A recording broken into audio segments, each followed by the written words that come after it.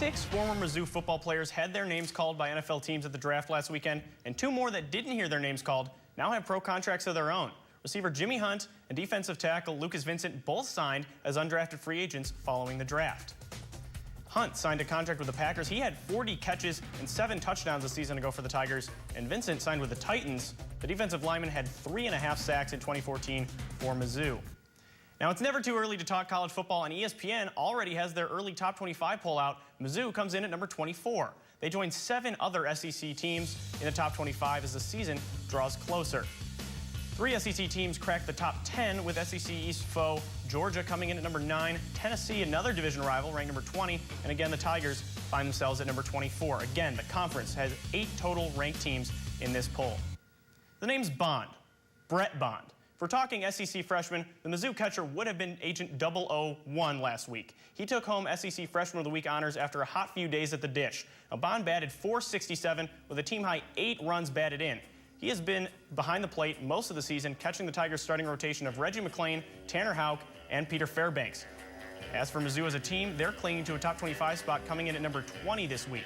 They get back to work tonight as they take on Southeast Missouri State at Taylor Stadium. It's been great. You know, they have been very consistent. They keep the ball down, you know, and they hit spots, and I love that. It's fun to catch when you got guys like that who go in there and are bulldogs on the mound, and they're not afraid of anybody. The Mizzou softball team is ranked number 11 in the country, but 7th in the SEC. The Tigers will take on the 10th-seeded Mississippi State Bulldogs tomorrow in the first round of the SEC tournament in Baton Rouge. I'm not a huge fan of the tournament. We've played 24 games in the SEC, but it's good exposure. You know, we're all over TV. Every single game, I think, is televised. So in that regard, it's good for the university. And we're going to go down there and see what happens, but I don't think it has much bearing on the seedings or anything like that for postseason play. After 3 straight walk-off victories over the weekend, the Cardinals were ready to tone down the drama as they welcomed the rival Cubs to town. As it turns out, the drama was far from over in St. Louis, though. Carlos Martinez on the mound for the Cardinals, he would struggle. He walks the bases loaded in the first, and Miguel Montero makes him pay. That makes it 2-0 Cubs.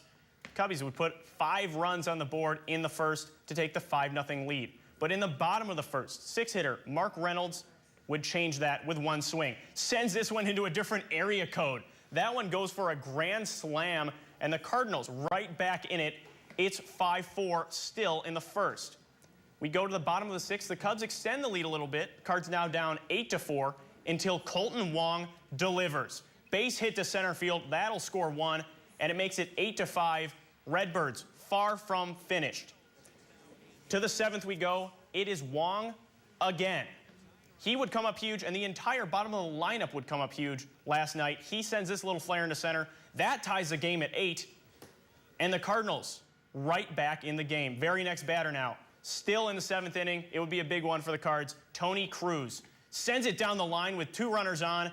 That will score both of them. The Cardinals take the 10-8 lead. They erase 2 separate 4-run leads and take this game 10-9.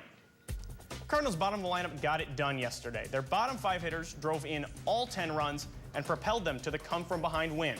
Production throughout the lineup has helped the Cardinals to a 19-6 record, their best 25-game start in franchise history.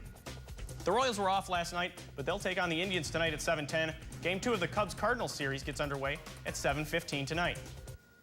So, ladies, you think the Cardinals can keep this up the whole season? It's the hottest they've ever been to start the year. No. Ever been? No. Ever been? Did you realize that? Yeah, since like the 1800s, it's the best start. Whoa.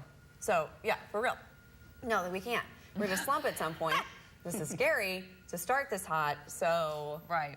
We got to slump in too early. In the middle and then peak again. So you're actually wanting to slump pretty quickly. Cardinals fans a little spoiled having the, they have to find some negative in the positive, but, they'll be right there in October. We got to slump, and then we got to pick it back up in August. You got to plan the slump. All right. That's how we do it. Thank you very much.